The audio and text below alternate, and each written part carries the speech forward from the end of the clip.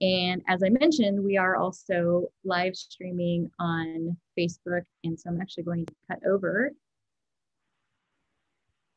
Hi, everybody. Welcome. And my name is Amira Fahum. I'm the Education and Programs Leader with Compass Senior Living. And just make sure you guys can hear me okay out there. Tara, you okay? I'm good. Kind of getting and all right, there we go. I just want to make sure that everybody can hear us out there. We are going to live stream this program on Facebook as well, and we'll post the video so you guys can watch it later. If you miss any part of it or want to come back to it or want to share it with others, we're super excited today to get to have Tara Joachim with us. She is I did pronounce that correct, right? Yep. Okay.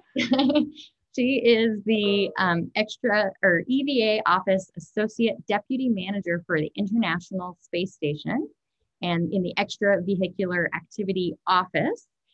She was born and raised in a small town in Iowa as she was earning her Bachelor of Science degree in Electrical Engineering at the University of Iowa. She began working with the NASA Cooperative Education Program at the Johnson Space Center in Houston. After graduating, she took a job with the Boeing Company in Seattle, Washington, working on the newest versions of chemical airplane cockpits.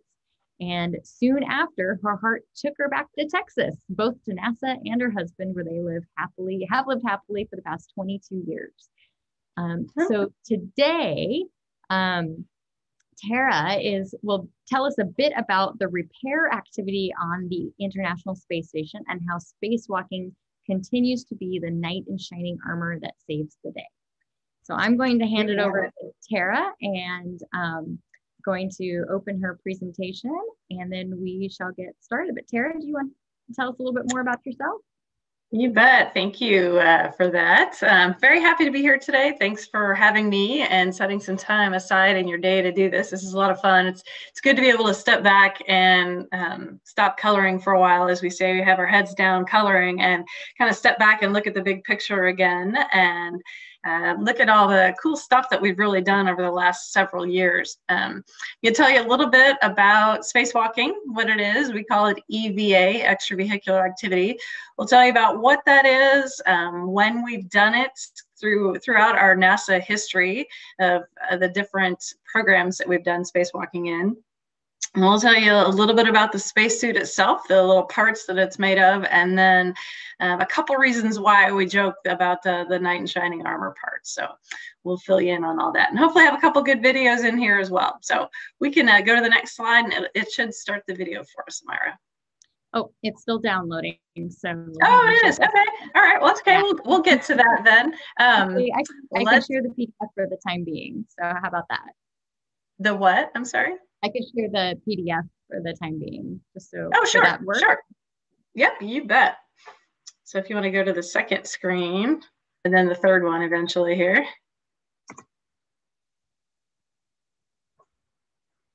Okay. All right, EVA. So we've told you a little bit about what EVA is. It is, sorry, get off of here.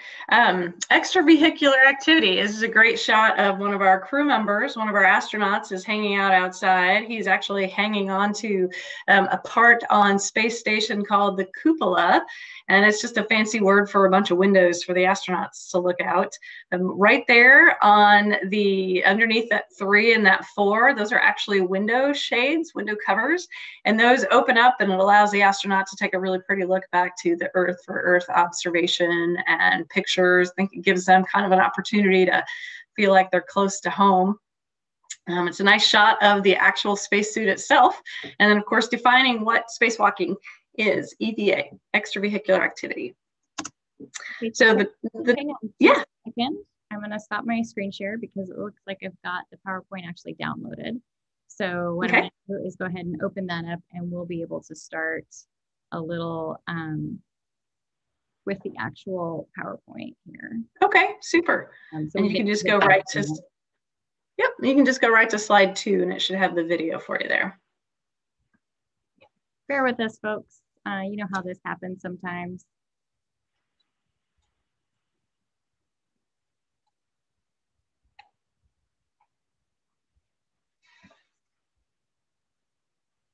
Just getting that opened up.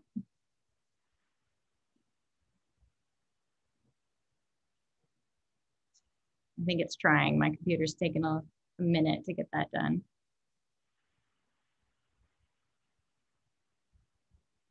So how many different centers do you have for Compass that you guys open this up to? Currently we've got, I think we're at 33 right now. And oh, very good. Yeah, and we've got a variety of folks. Sorry guys, this is really taking its time to open. But I will also, well, that's actually, why don't we do this? Well, this is actually open. I will share my screen again. We'll go to the next, slide for you. And then. Sure. So the next slide after this one talks a little bit about who did the very first EVA ever. The very first spacewalk was way back in 1965. The Russians were outside for about 20 minutes. Alex Leonov, he was supposed to be out a much shorter time period, but he had a really difficult time getting back into his vehicle. His pressure suit that he was wearing was really pressurized, and it was hard for him to move around and be able to get back into the vehicle and close the hatch, which of course he had to do to be able to return home to Earth. But eventually he did, and was the first human being to ever do a spacewalk. So then the Americans came back. Next chart, you can scroll down. Next chart is showing probably an iconic picture that many of you remember, Ed White. He performed the first US spacewalk in the summer of 1965. The Russians just beat us. He was in a pressure suit as well. You can see kind of that gold cord that's hanging off of him. That's his umbilical. That's how he was attached to the Gemini vehicle itself. He was out there for a little more than 20 minutes as well, I believe. And he had a comment once that said that when he was told to return back inside to his vehicle, he said it was the saddest words he'd ever heard because he wanted to stay out there and keep doing what he was doing. Skylab is the next one that we walk into is the Apollo era, which many of you are familiar with. This is a great photo of Buzz Aldrin, the second man to walk on the moon. And in his visor and over his face there, his little sunglasses there, you can actually see a reflection of Neil Armstrong, who was the first man to walk on the moon. Interesting fact was we don't have many pictures of Neil Armstrong on the moon. He was actually the one carrying the camera. So you just see his reflections in a couple of the faceplates associated with Buzz and what Buzz is doing there. So that's one of the few pictures we have there of Neil reflected off in there. So they performed a number of EVAs on the moon.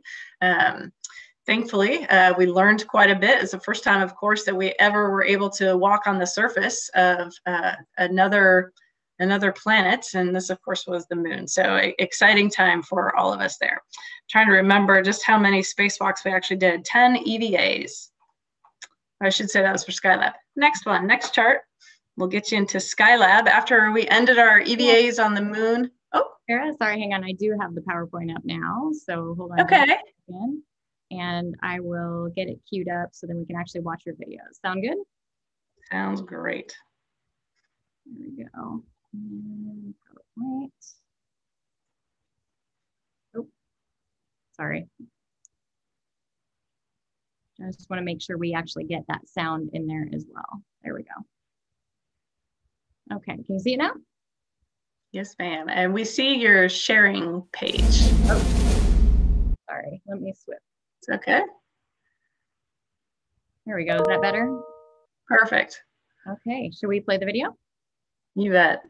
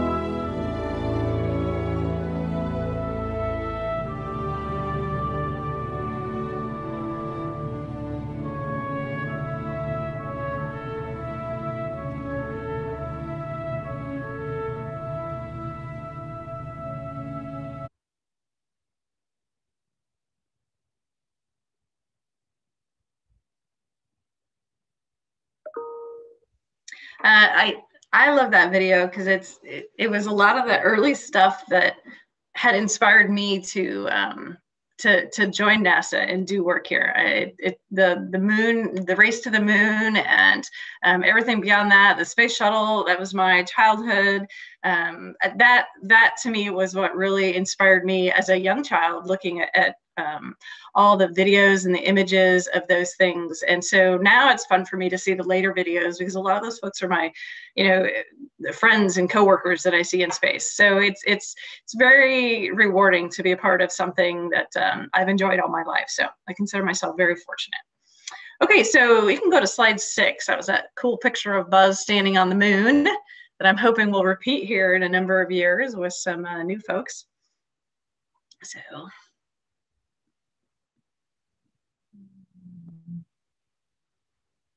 Does it let you advance? Sorry, just to chart 6.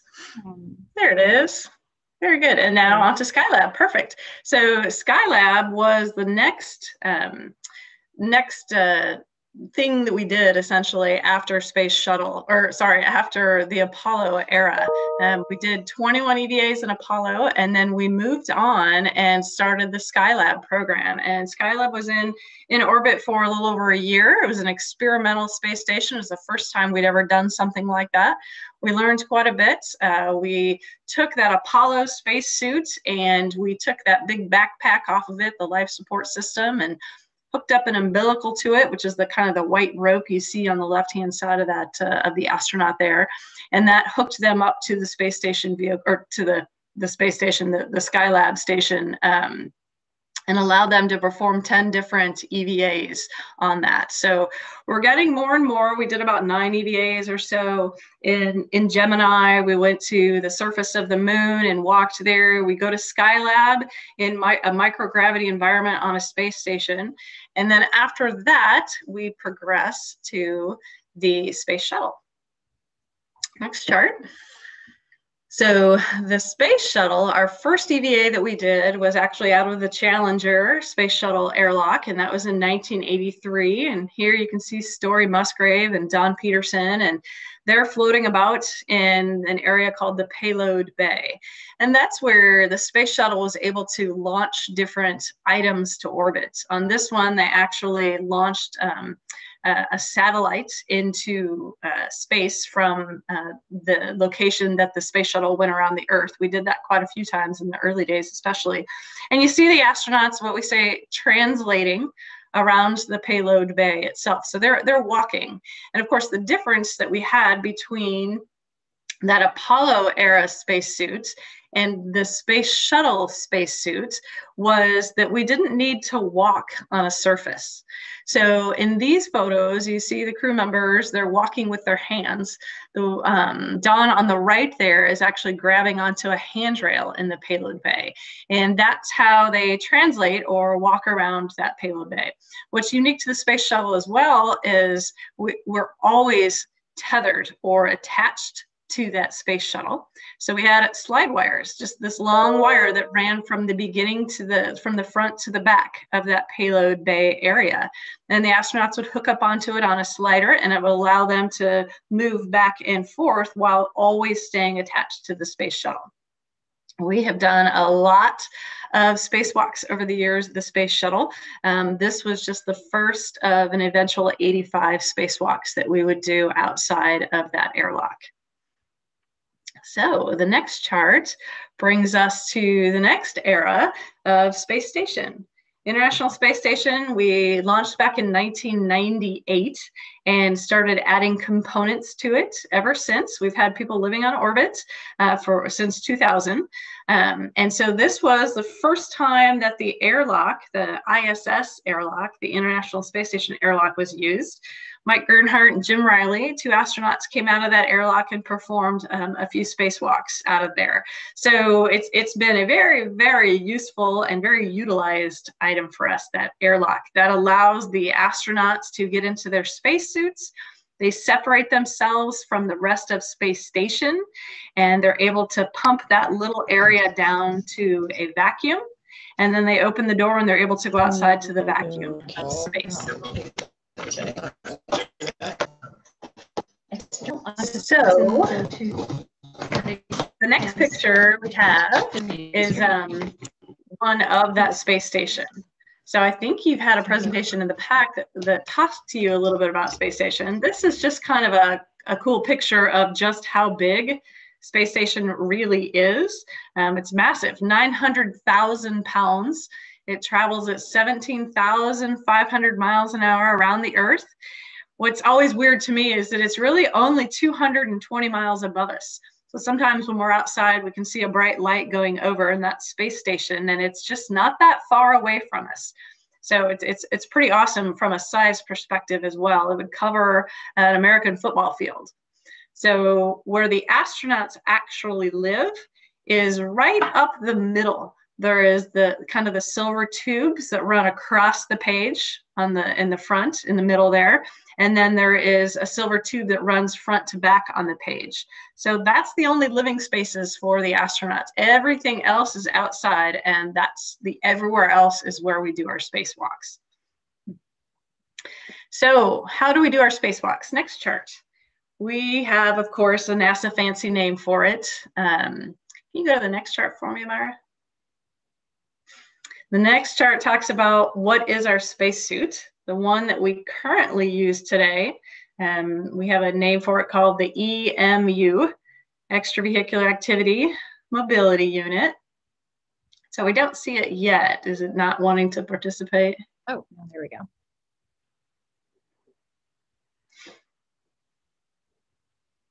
So our spacesuit that we designed for the space shuttle, we have updated over the years since that early 1983 spacewalk, and we still use it today. It's the same spacesuit. We've adapted some parts of it so that we could use it on space station for a really long time. It used to be that spacesuit would fly uphill. I was just giving us, you can skip this one. Okay. Sorry, I think That's okay. It paused there for a minute on the screen share, I think. And that's okay. Well, this is a cool animation basically of how space station was built. It's moving all the kind of tinker toys around. It took many different space shuttle flights to fly all these parts up there, these piece parts. We would assemble a lot of them robotically with the robotic arms that we had both on the space shuttle and then eventually on space station. And then it also required the astronauts to go outside doing their spacewalks to be able to put things together and do different things. So we have here, you know, why do you need a spacesuit? Why can't you just go outside? Well, in space, it gets very hot and it gets very, very cold. In the swing of just a few moments, you go from bright sunlight, and it can be 250 degrees Fahrenheit, to very, very cold, a nighttime pass, where it can be almost 150 degrees negative. And I know y'all are in Oregon, or at least some of you are in Oregon. It doesn't get that cold there. That's very, very cold. So we have to be able to regulate that temperature for the human body. We've got to be able to provide oxygen for the human body. Just like when you're inside an airplane, they have to make us comfortable for those temperature swings. It's very cold when you fly up at 30,000 feet. So that airplane has a temperature regulation in it. It provides us oxygen to breathe. And then, of course, it needs to be a pressurized environment. The human body is actually a pressurized vessel on its own. And if kind of like if you look at a soda can and you open that soda can, some of that higher pressure on the inside, those gases escape. You wouldn't want that same thing to happen to a human body if we were to go outside. So we provide it a pressurized environment. The spacesuit is really just a mini space vehicle. We have to provide all those things for that human being to survive.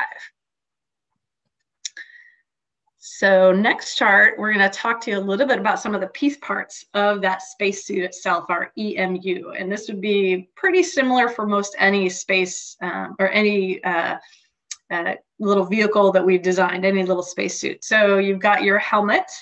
And of course, NASA has to have a fancy name, the Extravehicular Visor Assembly, the EVA. It's essentially your sunshade, right? it's your sunglasses that you have to have, because when the astronaut's outside, the sun is bright. There's no blocking it from you. So they have that silver and gold visor that they put over the front of their face to help. And then we also have solid visors that they can bring down and kind of shade the face to put them when they're outside to be able to work. It's just made of a common plastic called Lexan, and there's actually a bubble inside of a bubble. So there's kind of two bubbles there to allow for that protection of that face. On the next chart is one more, there you go, is our communication carrier assembly, ComCap or Snoopy Cap, we've called it over the years. It has microphones in it and headphones, and it allows the astronaut to communicate not only with the space shuttle or space station, but with the Earth as well. Mission Control here in Houston is who talks with those astronauts and helps give them guidance on what they're to be doing. So all that is a part of that silly looking communication carrier assembly that they wear on top of their head. The next one shows our hard upper torso. This is what protects your main part of your body. It's a hard fiberglass item that protects all those vital organs, essentially. Your main part of your body doesn't have to move much, so that's just a stationary part. The red ring on top is what hooks that helmet to it, and then the silver ring on the very bottom is what hooks the pants to it.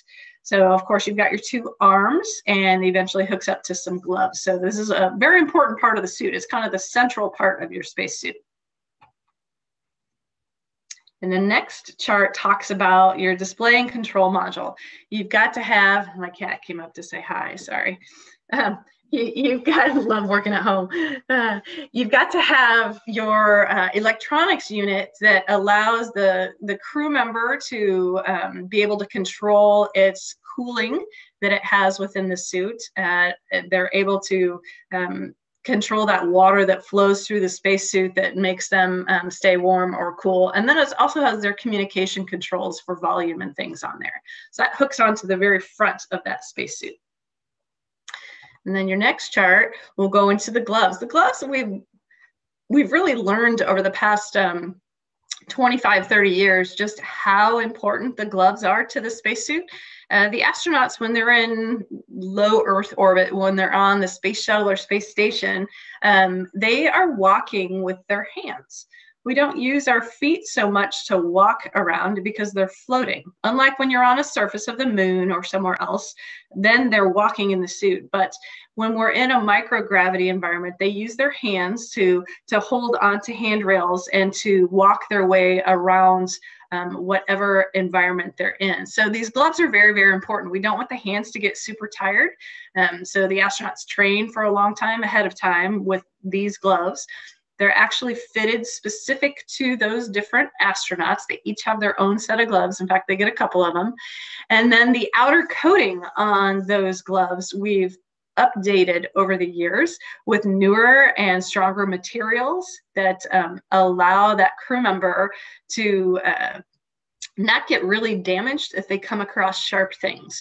You can kind of think that crew member is inside of a big bubble, essentially, and you don't like sharp things around bubbles. So it's the same thing for our astronauts. That longer that space station is in orbit, the more times it gets hit by little pieces of debris. And those little pieces of debris can cause quite a bit of damage on a metal surface. So as the astronaut is crawling around on that surface, they have a tendency that they can cut their gloves. So we've learned quite a bit in the last many years with our gloves and just how important they are. So after that, we've got our lower torso assembly. That's your pants. Astronauts are just like anyone else, right? They've got to get up every morning and put their pants on. And that is exactly what this is. For the EMU, for this spacesuit, these pants don't have to do a whole lot. They're not bearing weight. They're not walking on something. The most things that these do is allow the astronaut to hook their feet into a spot. When an astronaut is outside doing some work, they have to have a site to work at. And when you're in a basically no gravity environment, it's very difficult to keep yourself in one spot. So we've learned that we create these foot locations for the astronaut to hook their toes and their heels into, and then that allows their hands to both be free and be able to work and do the things that they need to do. So that, oh, one last thing here, actually one of the most important things is your life support system. You have to have something that gives you oxygen, that pressurizes that suit, that takes out the carbon dioxide when the astronaut is breathing and working in there.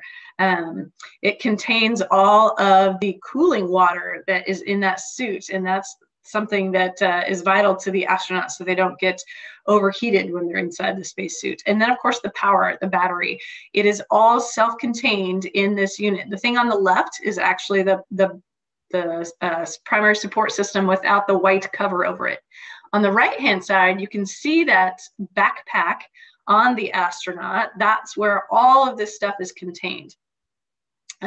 There's another thing on that astronaut there underneath the number 5 is kind of a mini jetpack. It's their rescue resource. If they were to become separated from space station, remember they're always hooked up to space station with a wire, always. But if for some reason that becomes damaged and they fall away from space station, they're able to take out this little mini jetpack and fly themselves back to the surface of station so that they can rescue themselves. So the primary life support system is very, very important to that astronaut. The next chart shows just kind of their pajamas is what it looks like. It's the liquid cooling and ventilation garment. It's a close fitting garment that they wear that has over 300 feet of tubing within that garment, tubing that carries cool water. And that's what the astronaut is able to adjust on the very front of their spacesuit, the amount of that cold water that's flowing through them. It keeps them cool within the spacesuit. So another vital part to the spacesuit itself. So the next chart is a pretty pictures of just being in space. Astronauts have to learn how to work up there. So on the right is one of the ways you see them, again, hanging off and seeing the Earth in the background there. They're hanging onto a handrail. They're what we call free float. They're able to just be there and walk around with their hands and do some minor activities. The one on the left is what we have developed, these foot restraints. It allows the astronaut to hook their toes in and their heels in, and it kind of locks them in place. And they're able to work then with whatever it is that they need to do. This astronaut here is working with both of their hands at a work site. So it really frees things up. We can take these foot restraints and we can move them in many different locations on space station to allow that astronaut to do their work. So how do we train them, prepare these astronauts for all this work that they're going to do in space? We have a really, really cool facility called the Neutral Buoyancy Laboratory. It's a fancy word for a really huge pool. So we get those astronauts in their spacesuit, we sink them in the water. You can see the divers next to the astronaut there. We weigh them out neutrally. So the astronaut is in their spacesuit and they're kind of just floating in the water. They're not sinking and they're not rising to the surface. This allows them to then crawl around on all of these life-size mock-ups that we have in the pool of space station. So they practice all their tasks that they're going to do. It's highly choreographed when they're outside the space vehicle doing the spacewalk. So the next picture shows just how large this pool is. There's a whole lot of people standing there on the deck of the NVL. It is 200 feet long by 100 foot wide by 40 feet deep. We have lots of safety divers and scuba divers and professionals that are there that help the astronauts both get into their spacesuits, get into the water, do the tasks that they need to do, help them with all the tools that they use, all those kinds of things. So it's a phenomenal facility that has really been able to prepare our astronauts for many tasks that they do when they're in space. So the next one, why is the spacesuit white? I had a coworker ask me of that one time. And of course, my initial thought was, well, there's a science reason associated with it, you know, maybe white, thermal reasons, something like that. And if you want to hit the space bar for me, Myra, you'll know that nope, the spacesuit is white because it matches the white horse we ride in on to save the day. Our astronauts are often called to go and do things that they did not plan for, that they did not train. We do lots and lots of training before they ever fly to space to hopefully prepare them for things that may not go right. So I've got a few examples for you as to why we consider the astronauts that are doing spacewalks are the knight in shining armor. They come in to save the day. So the next chart talks about one of those times.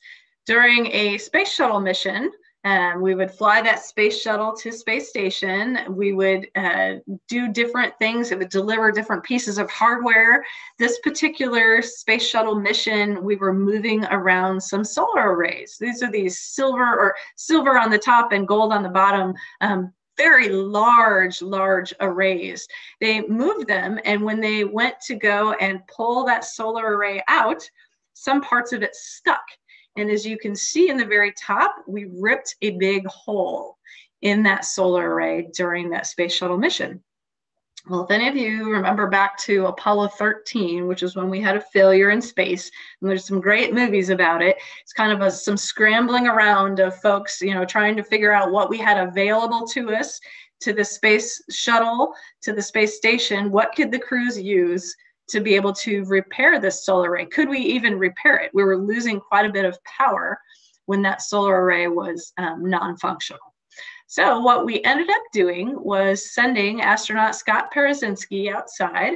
You can go to the next chart. We put him on a very long stick, essentially. And he went up there conveniently. He was a doctor. He went up there and he sewed, in figurative terms, those pieces back together. And in the, one more. All right, it keeps, in the bottom of, there you go. There you go. In the bottom of the next picture here, right here, you can see in that white square, it's probably hard to see on your big screen, but nope, go back one. Right, it's jumping around. That's okay. That's okay. He was able to use some of the materials that we had on orbits to pull these items together and us to be able to use that solar array. So it was a huge effort, both on the ground and in space, and it was extremely successful. So we're very proud of that act. And then on the next chart, we start talking about Hubble Space Telescope. That is a phenomenal instrument that was launched back in the early 90s, and we identified pretty quickly that it had some problems. Well, over the next many years, 16 years, we sent the space shuttle to that Hubble Space Telescope. They would capture that telescope and bring it and put it in the payload bay, which is the picture you're seeing here. The Hubble Space Telescope is the thing that's standing up in the shuttle there, silver and black thing. And on the right, you see an astronaut on the end of the robotic arm. And we performed, after 5 different shuttle missions, we performed 23 EVAs over the years to first fix the Hubble Space Telescope. And then from there on, we continued to upgrade the Hubble Space Telescope. And it has been a phenomenal science instrument to that community for many years. And it's still out there showing us great pictures today. So EVA definitely came in to save the day on that one. And we're very proud of all of that work. So the next one talks about something that's near and dear to my heart, the alpha magnetic spectrometer. This is basically a big physics experiment in space that sits on a part of space station. It flew a while ago, back in 2011, on one of the last space shuttle flights. This is a brainchild of Nobel Prize winning Professor Sam Ting. He's a very smart guy in physics. And he came up with this idea of putting a large magnet in space to be able to read cosmic rays in space and hopefully determine, hopefully be able to identify antimatter, dark matter. So having it in space allows them to do a lot more science experiments with these cosmic rays. It hasn't gone through our atmosphere to change them. So it was a great science experiment. It was supposed to last about 3 years. Well, in the first 4 years that it was on orbit, it was producing a tremendous amount of science. And so once they started having some issues with some of their parts within AMS, they approached NASA and said, hey, would NASA be able to create some type of repair to go out and fix this for us? So that's what started the AMS EVA repair project, and which is what I led along with a bunch of smart people here in Houston and around the world. And it was a great project that we were asked to go and do many things that we did not expect we would be successful at, but in the end had great success. So the next chart is a real pretty picture, kind of orient us where we are. So we've got an astronaut standing in the middle of a bunch of stuff. It looks chaotic. But it's not, it's all very organized chaos. And what this is astronaut Drew Morgan. And Drew is kind of standing next to the AMS. The AMS is on the left in this picture. It's kind of the curved gold colored striped surface over there. And Drew, along with fellow astronaut Luca Parmitano, they both had to get into a very small work site and do a bunch of things that we had to design on the ground at first for them to be able to do. So 4 years ago, we just started this development of new tools, new techniques. Some techniques were successful, some were not successful for us. So over the years, we had to learn how to deal with the different problems. What made this the most challenging thing that we have done was AMS was not designed to have any spacewalking capability. It did not have locations for the astronauts to stand. It didn't have a protective area to know that it's not sharp. So it was a very challenging project for us to design around all of these things that we usually have available to us. So we created new work sites and we created a whole bunch of new tools. And it was really challenging. The picture on the bottom right is our little patch that we created. The science experiment was called AMS-02. It was the second AMS to fly in space, and we made it .1 so that we were making it a little bit better. So, next chart. Next chart, we've wanted to showcase those gloves. We talked a little bit about the gloves in the past. Our gloves are just invaluable to the astronauts. Their hands can be very fatigued at the end of the EVA. They're outside for about 6.5 hours. And it's very important that those gloves fit well.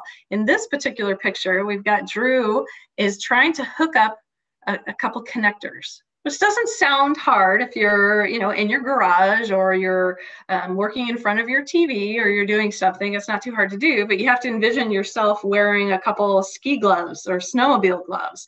And those gloves are pressurized, so your hand is basically inside of a balloon.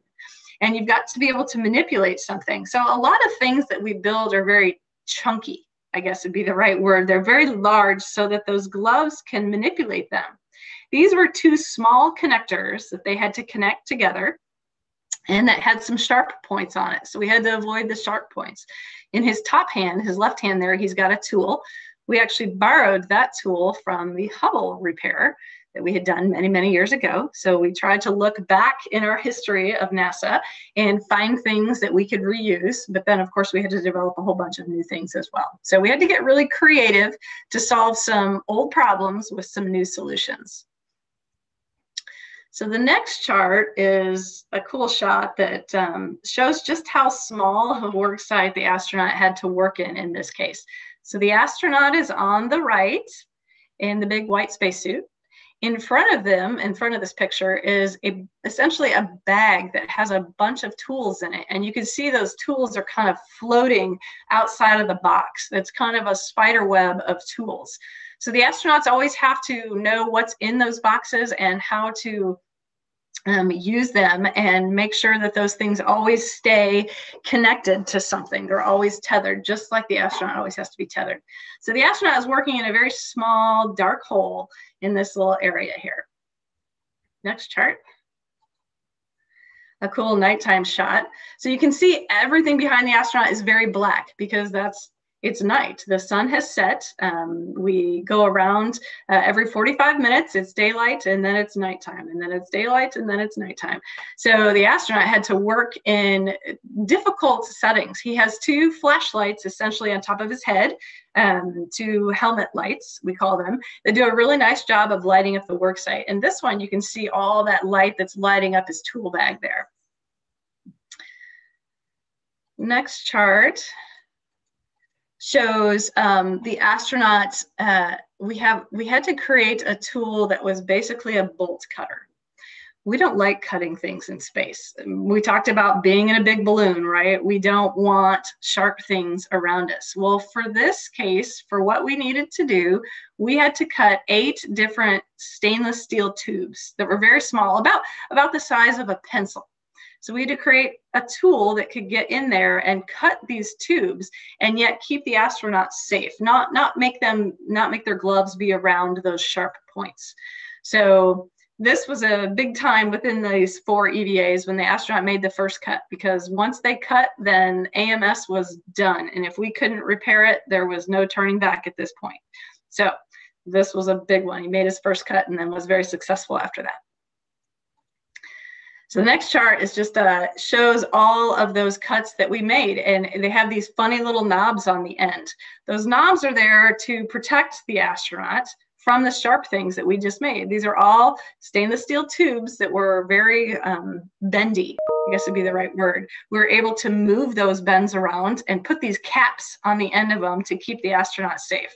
And what I liked about this picture was the picture on the right, the one that looks very white, that's actually what we did on the ground. That was our training that we did in a facility at Johnson Space Center. We had this full-size mock-up, and we practiced and practiced and practiced until we figured out the exact tool that we needed, and the astronaut knew what procedure they needed to do. So it was good to see the on-orbit picture look very similar, probably maybe not to y'all, but to us, on the right-hand side where we practice things on the ground.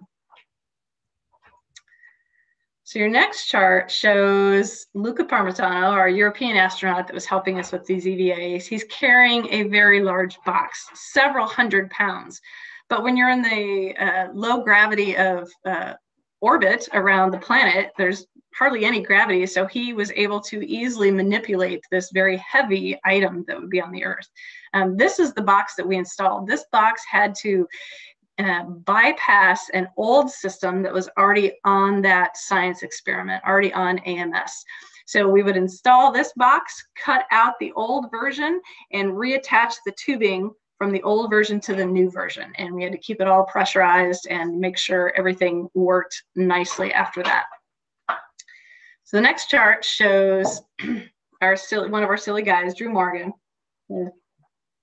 This is Drew on the left before the EVA, and then Drew on the right during the EVA. These guys were superstars. They did so much work and were so very successful during these EVAs. Drew is shown off here a little bit with a beautiful shot of the Earth behind him in the background. So lots of tools hanging off of him. It was a very difficult series of 4 EVAs, but this was the very last EVA that they performed. It was great. Next shot shows, again, just kind of this astronaut being in these tiny little holes. They had all kinds of different activities they had to do. On the left, you see the big box. On the bottom, you see kind of a green dot there. It's just a reflection off of the camera. But that box right there was the box that Luca was carrying earlier. It's installed. There's a bunch of white lines coming off of it. Those are the new lines. And the astronaut is in there hooking them up together, preparing to pressurize that entire new system. And then the last shot over here is just kind of some more of that organized chaos. There's a lot going on Space Station. To orient you, the blue stripe down the middle on the left there is actually the horizon on the Earth behind it. So it's just a beautiful picture of the space station in the front with the astronaut and the Earth turning to night behind them there. The view they must have is phenomenal. So at the very last chart here for AMS, we've got everything all buttoned up. It's interesting in space, you know, it goes from so hot to so cold quickly that a lot of times items that we designed to be in space have got to be protected from that. Much like the astronaut is protected when they're in the spacesuit and they have cooling capability, we have to protect items that are in space. So all those new lines that we hooked up, the new box, we had to fit it all with a new blanket. And that thermal blanket protected it from the extreme hot and the extreme cold. So what sounds like something easy, actually working with a very large blanket is very difficult in space. So we practiced that on the ground as well. So this was Luca finishing things up and covering it all in a nice, neat package of white. Hopefully this allows AMS now to continue to collect science. They've collected over 170 billion cosmic ray events in the last many years, just a tremendous amount of data. It's awesome because there are so many different countries that are involved in all of that physics and science experiment, and it's just really a worldwide effort. So we're very happy to be able to be a part of that. So the next one should be a video. Just a nice shot of space station itself. Back in our final shuttle days, we would do a fly around. It's just, we've done an awesome 217 total EVAs on space station now, all those spacewalks. The crew members live inside for the past 20 years inside of an area that's about as large as a 747 airliner, as an airplane. We've had 107 different countries participate in research. It's really been a global effort of research and education and outreach. And it's just something that hopefully Americans are immensely proud of. This final chart here is a really cool picture of our next spacesuit, the XEMU, the Exploration EMU. We've got a picture with our NASA administrator there. This is the kind of spacesuit that will go beyond low Earth orbit. We're going to head back to the moon and hopefully Mars eventually. And this is the style of spacesuit that's going to take us there. And your next presentation that you'll have from Brian Johnson, Brian will tell you guys all about that new spacesuit and the new generation that's designing it. So that was what I had today. Talked a lot, happy to answer questions if I can. And just let me know, fire away. Thanks, Tara. Yeah, I was going to let everybody know that if you've got some questions and you want to put them in the chat, please do so right now. And or you can pop on and actually just ask the question yourself if you'd like. But we'd like to just make sure we get everybody's questions answered if you have any. Tara, to kind of get us going though a little bit, I did have a question I wanted to ask a question on the actual spacesuits themselves. When you are testing them, we saw your neutral buoyancy lab and where we can simulate zero gravity and you guys test them there. But what about like heat testing or holding up to general use and elements?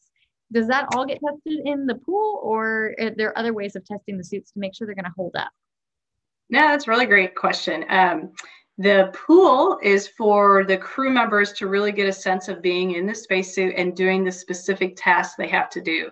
We've got all kinds of other labs and facilities that allow the really smart engineers to be able to test that spacesuit.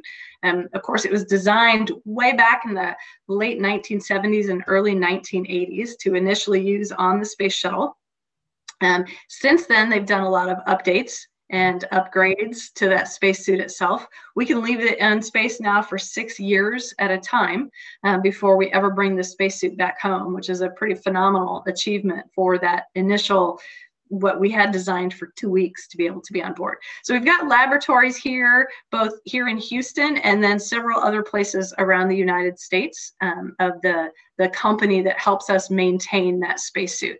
They have vacuum chambers where we actually can put a human in that spacesuit, and they can do some tests where we pump that chamber down to vacuum, simulating space vacuum, and you can change the temperature in there as well. But most of these parts and components are designed to last in the extreme temperature changes of space.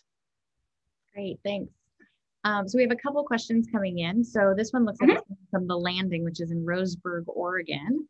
How long are they out at a time on a spacewalk? Long enough to need water, food, or the bathroom? Perfect question. Yes, yes, and yes, yes. So their actual spacewalk is scheduled to be 6 hours and 30 minutes.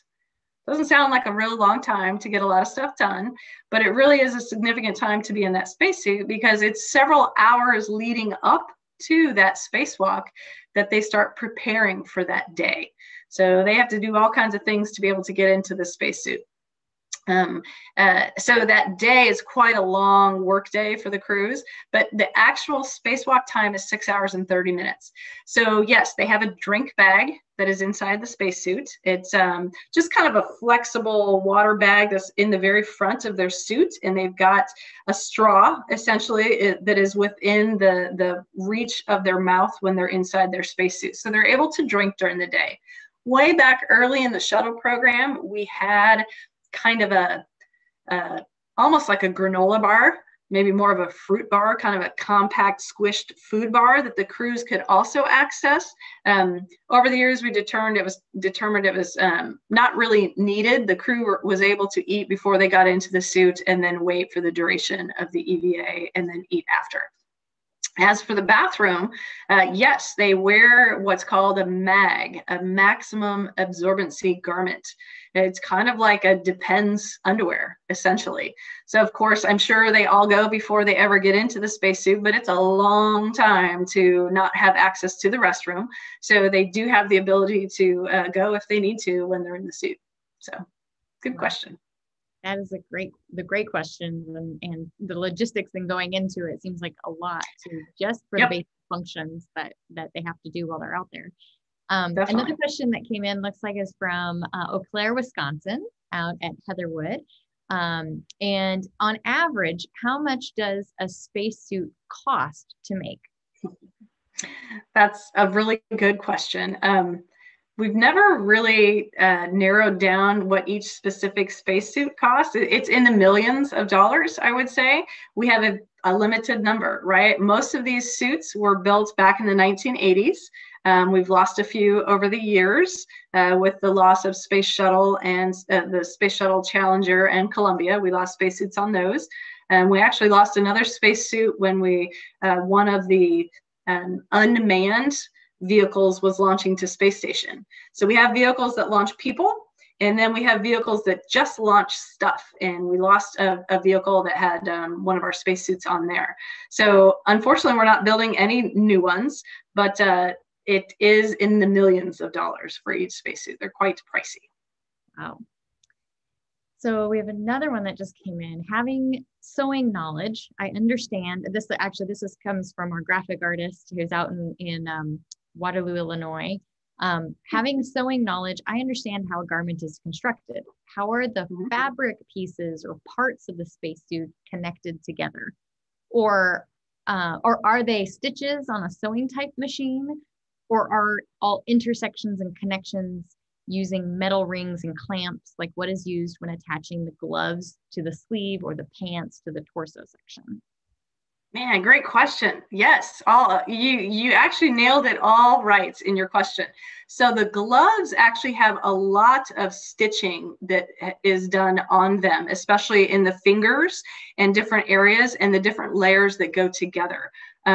The suit itself has some stitching on it, but each intersection, as you called it, like between the glove itself and the sleeve, there's a metal ring that connects those things together. Between the pants and the waist, there's a large metal ring that hooks all that up together. So yes, we have sewers, and we also have, smart engineers that are able to figure out the mechanics associated with those rings. Great question. And a couple others that have come in. So have we ever lost anyone out in space while spacewalking?